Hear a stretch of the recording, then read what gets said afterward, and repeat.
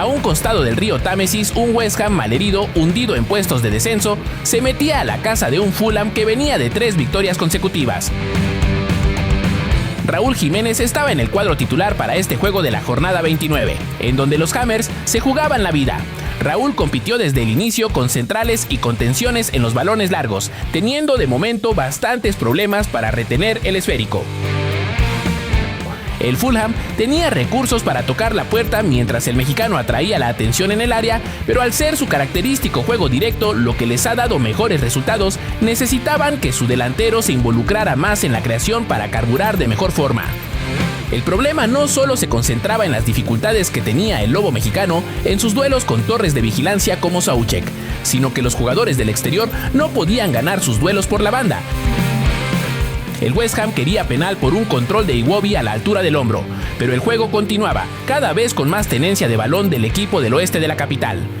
Le picaban las costillas constantemente al delantero del Fulham, que en vista de que su equipo estaba siendo relegado a su mitad del campo, aportaba su granito de arena en la recuperación, presionando la salida del medio campo para buscar sorprender y reconvertirse al ataque. Sin embargo, este instinto de lucha que permea en cada equipo hundido en el descenso lo volvía muy complicado. Cuando Jiménez cargó las bandas, conseguía crear peligro, proponiendo paredes dentro del área que de momento no florecían, pero parecían tocar la tecla correcta para incomodar a un rival asentado en Craven Cottage. Ahora moviéndose a las bandas, lo que conseguía Raúl era atraer varios marcadores, buscando que aparecieran espacios por el lado contrario. Sin embargo, estos destellos no prosperaban por los mismos errores del Fulham, que se desgastaba en cada una de estas jugadas, pues el equipo se estiraba y luego tenía que recuperar posición defensiva. Los Hammers tampoco estaban apedreándoles el rancho. Se anulaban en el medio campo entre numerosos duelos por el aire y cambios constantes de posesión. Pero esto propiciaba que el partido se alargara, un partido que el visitante quería que se decidiera por la mínima diferencia. Raúl pedía un penal cuando el equipo se recargaba por la banda derecha. El agarrón de Disasi parecía evidente sin balón, pero el árbitro lo consideró disputa legal.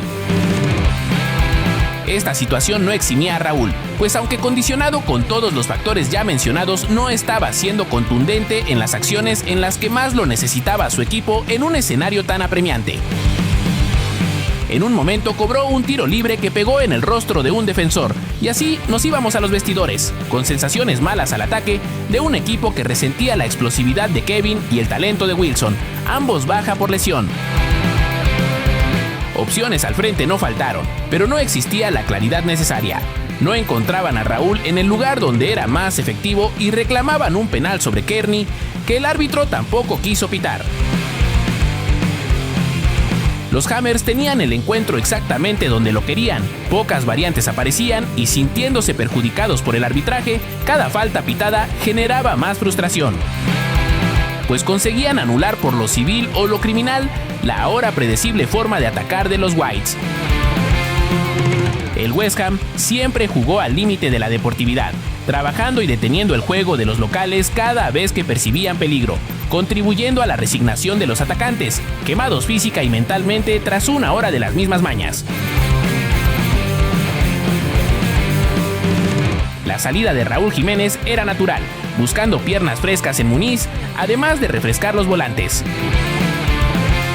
El Fulham dejó escapar esta oportunidad y en la siguiente jugada, una falta de comunicación entre Leno y Bassey permitió que Somerville sorteara obstáculos y rompiera la paridad. El Fulham se fue con todo al ataque, abusando del disparo de larga distancia ante el autobús que habían colocado los Hammers. El guardameta mantuvo viva su causa y se concretó una derrota que seguramente los dejó drenados en todos los aspectos.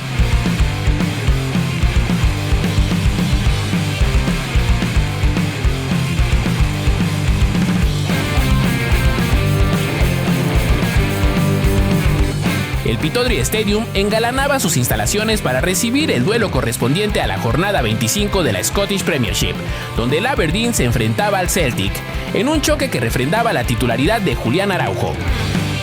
Desde el pitido inicial, el equipo visitante dejó claras sus intenciones de imponer condiciones en campo ajeno, asumiendo el protagonismo con una autoridad que no admitía réplicas por parte del Aberdeen. y tan solo al minuto 4 el Celtic marcaba a través de un tiro de esquina, donde Kieran Tierney aprovechaba el desvío para tomar ventaja y empujar la bocha. El gol parecía encaminar el encuentro en favor de los de Glasgow, que se tomaron mayores libertades para proyectarse al frente, ocupando los carriles laterales como autopistas para sus transiciones ofensivas. El mexicano Julián Araujo tendría bastante actividad en su zona, participando constantemente en el traslado de la bola y convirtiéndose en un recurso habitual para salir jugando desde el fondo. Así el conjunto verdiblanco se fue acomodando sobre el césped, asumiendo con naturalidad esa superioridad que se reflejaba en cada parcela del terreno de juego. Sin embargo, al minuto 17, un error de Liam Scales al propiciar una patada accidental generó la falta que se convirtió en penal. De esta forma, Kevin Nisbet sería el encargado de hacer el gol del empate. La anotación no solo cambió los números en la pizarra, sino también el orden táctico, ya que los locales adquirieron una presencia inédita con la redonda a raíz de esta circunstancia. El partido se emparejó y el Celtic movía el esférico de manera lateral, ya que no encontraba la profundidad del inicio, pues esta vez el Aberdeen plantaba una resistencia mucho más sólida y organizada. Por su parte, Julián Araujo trataba de impulsar a los suyos desde la banda, llegando a línea de fondo para enviar algunos centros al área, aunque dichos intentos siempre se veían frustrados por una defensa que lograba rechazarlos. A pesar de no ser todavía letal, el equipo visitante al menos conseguía inclinar la balanza a su favor nuevamente, sosteniendo posesiones cada vez más prolongadas que le permitían asentarse en campo contrario. No obstante, el tiempo de la primera parte llegaba a su fin y de esta manera pasaban a la parte complementaria. El inicio del segundo tiempo fue turbulento para los celtas, ya que los dueños de casa salieron con una presión asfixiante desde el mismo silbatazo, cercando la salida rival. El mexicano tuvo que multiplicarse para ayudar a su equipo a custodiar los espacios atrás y gestionar esa presión que los constreñía contra su propia área, actuando como un escudo adicional en los momentos de mayor apremio. Después de resistir 10 minutos replegados, los visitantes lograron liberarse del asedio y desplazar el juego hacia la media cancha, encontrando algo de respiro, aunque esto todavía no los colocaba en una posición óptima para transicionar al ataque, puesto que los de rojo bloqueaban con eficiencia los caminos en 3/4 de cancha. Sin embargo, al minuto 66, Araujo se sumaba al ataque desestabilizando a la defensa y dejando un hueco que James Forrest aprovechó para tirar, aunque el último toque lo haría Benjamin Nygren para mandarla a guardar. El Celtic recuperaba la ventaja y con ella la confianza para soltarse con mayor decisión al frente. Incluso el defensor mexicano se animó a probar suerte desde media distancia, en una muestra de que el equipo había recuperado la iniciativa tras el golpe recibido. De esta manera, el partido comenzó a cerrarse en favor de los visitantes, quienes, con más proyección y la ventaja en el marcador, encontraron un ritmo de juego que les otorgaba la seguridad necesaria para administrar los minutos finales sin sobresaltos. Esta vez, el mexicano no destacó como en otras ocasiones, pero cumplió con sus funciones de manera aceptable y se retiraba de la cancha en los instantes finales, reemplazado para refrescar el costado derecho. El partido terminó sin más alteraciones y el Celtic se lleva 3 puntos a casa que lo instalan en el segundo lugar de la tabla a solo 5 unidades del líder Hearts.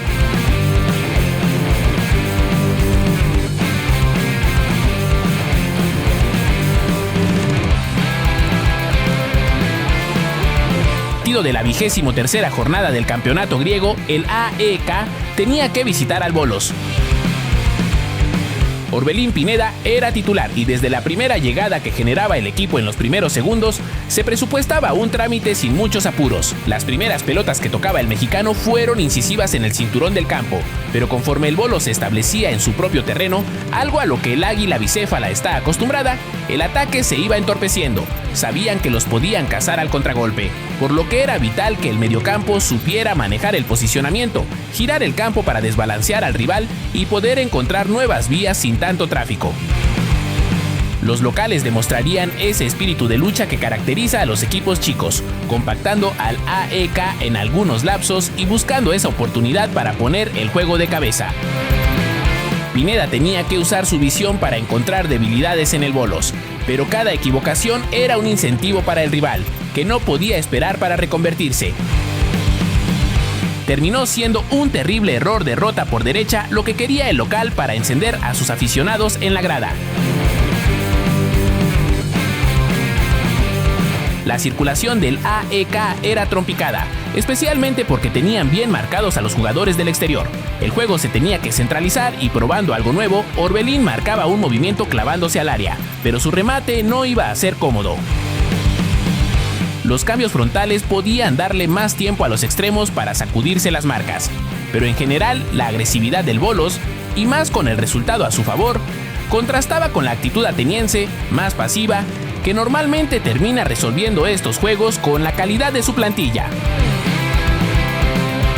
Este es uno de los partidos que definen la temporada de equipos como el Bolos, que demostraban bastante oficio cada vez que alguna individualidad rival se quería asomar.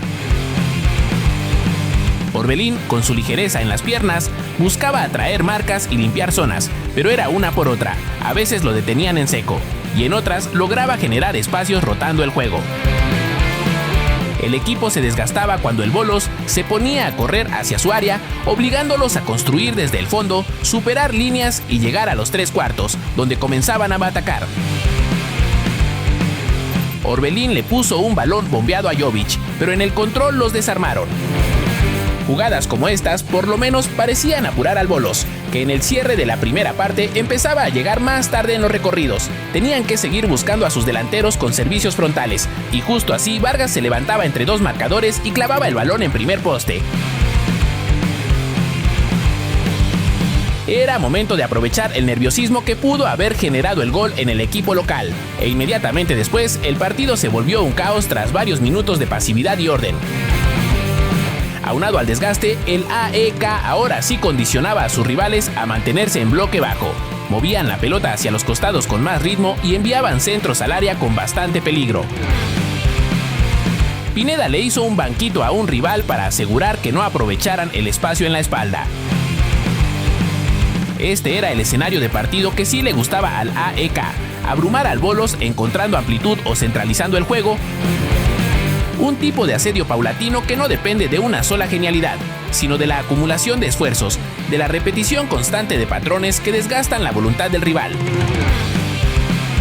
Aunque aún no encontraban una conexión estable con los delanteros, en un momento el árbitro marcó un penal que el VAR echó hacia atrás por haber pegado el esférico en el brazo de apoyo. Fue entonces que los locales decidieron cerrar el partido, usar lo último de gasolina que les quedaba para llegar a los vestidores y descansar por 15 minutos. Cuando reaparecieron los equipos para los segundos 45 minutos, el escenario era similar. Las pelotas frontales hacia los delanteros eran complicadas de recepcionar jugando de espaldas entre los centrales. Para un equipo como el Bolos, acostumbrado a sobrevivir a base de orden, intensidad y sacrificio, esa expectativa de sufrimiento no es resignación, sino un componente táctico, un recordatorio de que la pelea no iba a ser ganar la posesión ni controlar el ritmo, sino resistir lo suficiente como para que la frustración del AEK se convirtiera en un arma.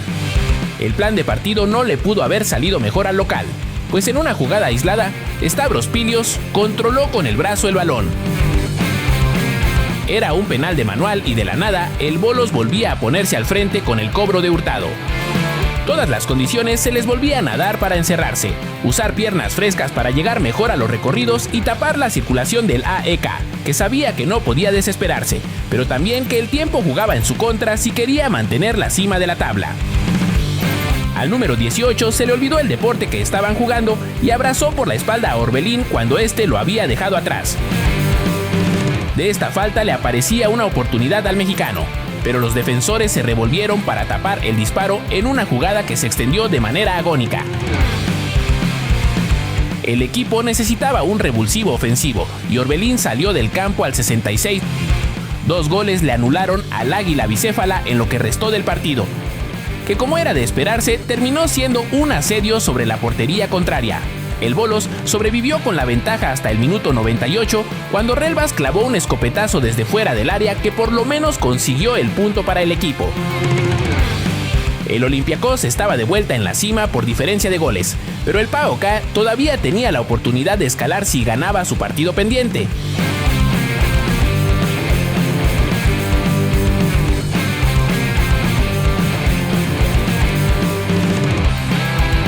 Fue así que el PAOK salió a la cancha del Kifisia en este compromiso de la fecha 18, aplazado a inicios de año por una petición de los de Salónica para respirar con un calendario cargado por la Europa League.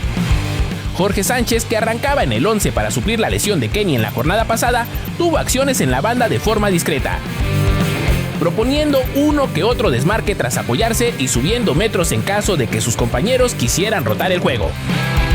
Ninguna de estas cosas las hacía especialmente bien, pues muy pronto sucumbió ante la presión y lo despojaron del balón, teniendo que replegarse hacia su área. El PAOK no dominaba, aunque esto no es anormal en sus juegos, pues su estilo no se basa en asfixiar a los rivales posicionalmente como el AEK, sino en la explosividad de sus reconversiones. Como cuando Jorge se desmarcaba, se giraba y mandaba un servicio que por poco se convierte en un disparo. Jorge le daba una de cal y otra de arena al equipo, pues ya había perdido un segundo balón ante el número 88, obligando a la cobertura del central. Una vez la posesión les pertenecía, era momento de explorar opciones por ambos costados. La primera consigna era mantenerse sólidos atrás, meter el pelotazo si se veían abrumados por la presión e intentar que los delanteros retuvieran para permitir adelantar líneas. De generar espacios en la basculación rival, mientras los laterales se sumaban al ataque para crear superioridad numérica. Aunque de momento el Kifisia era capaz de detenerlos antes de que pudieran sorprender. Esta manera de jugar requiere un desgaste físico importante, pues los recorridos eran grandes, especialmente para los laterales al defender y atacar. A raíz de una falta, el PAOK puso un centro al área que pegó en la mano de un jugador del Kifisia. De un momento a otro, sin ser dominadores, el juego se inclinaba para su causa. Tener un gol en la pizarra no iba a cambiar sustancialmente la dinámica del partido, que seguía siendo de tú a tú, incluso caótico en algunos lapsos por cómo se repartía la posesión. Pero con un sello característico del equipo de Salónica, aún más agresivos en la presión pospérdida, siguiendo con este fútbol kamikaze que requiere concentración y oficio en cada línea. Cuando Jorge no veía las cosas claras, dividía el balón para que los delanteros se buscaran la vida, y en el aspecto defensivo seguía sin ser una garantía, forcejeando con el número 9, que finalmente abrió espacio para un disparo. Cada equipo tuvo un remate a puerta en la primera mitad, así de cerrado estaba el juego. Había pocos futbolistas con la capacidad técnica para ponerle hielo al juego. Aunque el PAOK podía estar familiarizado con un escenario de este tipo, sabían que tenían que manejar la ventaja con el balón en sus pies, aunque fueran posesiones laterales. Pero el Kifisia los iba a buscar y cuando se dividía la pelota, las posibilidades eran 50-50 para los locales, que se fueron acercando de forma más clara con el pasar de los minutos. Servicios frontales al segundo poste ponían el drama en el área mientras Jorge mantenía a sus marcas cerca. No obstante, nada pudo hacer con el balón de Roukounakis, que superó a todos los jugadores en el área y terminó por comerse el guardameta, a quien le botó el balón en área chica. Ya no había margen de especulación para el equipo de Salónica. El equipo volvió a avanzar con un control más claro de la pelota. Jorge también adquirió altura en la banda, aunque no se entendía con sus compañeros en estas jugadas. Picaba en diagonal cuando caía un centro desde el lado contrario y en el salto recibió un codazo que lo dejó doliéndose del rostro. Era riguroso por ser parte del impulso del defensor, pero se marcó.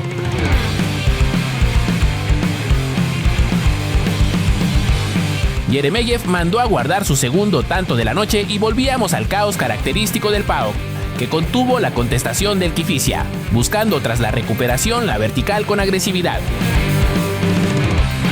Poco importaba que su juego no fuera vistoso o la cantidad de veces que perdieran la posesión.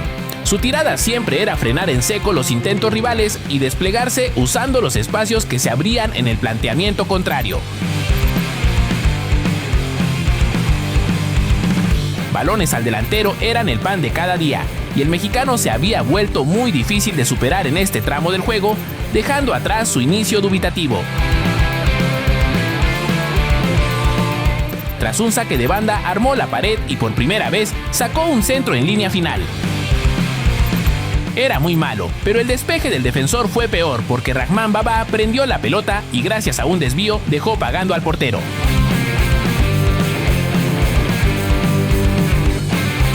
La gente comenzaba a abandonar el inmueble por el costado, donde Jorge se había vuelto garantía. En tiempo de compensación recuperó un balón de forma poco ortodoxa. Con el Kifisia tirado hacia el frente, el contragolpe fue letal y Constantelias marcó el cuarto. Resultado engañoso para lo que pasó en el juego, pero lo más destacable de este PAOK, que está en la cima de la tabla por diferencia de goles, fue su efectividad frente al arco. Los 4 tiros al arco que tuvieron en 90 minutos, penales incluidos, terminaron en gol. Durante el fin de semana viajarán al Pireo para medirse al Olympiacos.